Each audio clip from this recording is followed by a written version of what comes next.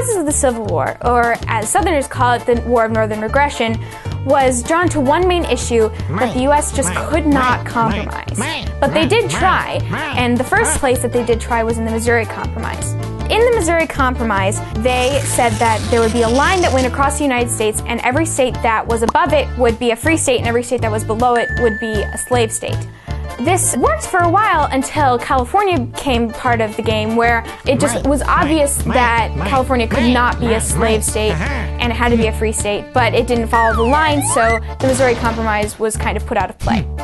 So they made the Compromise of 1850, in which the North made California a free state and decided to stop having slave trade in Washington, D.C. But the South was kind of worried that that would be too much power for the abolitionists, and so the North decided to meet the South kind of halfway, as the Black Eyed Peas would say, and they made a more strict fugitive slave law and still permitted slavery in Washington, D.C.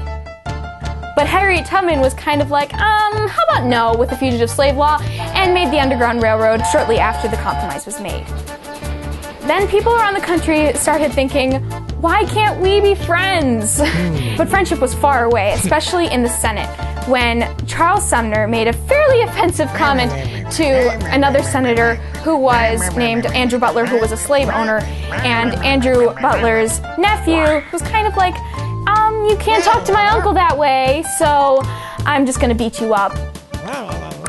And people, instead of being like, you shouldn't have hit him, they sent him canes that were inscribed saying, hit him again, because people were so apprehensive to this whole idea of slavery or anti-slavery.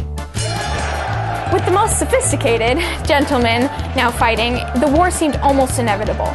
But the last thing that really put people on edge was the election of 1860, in which Abraham Lincoln was eventually elected president, but many Southerners were like, wait, he's not on our ballot even. We couldn't even vote for him because Abraham Lincoln was so underrepresented in the South.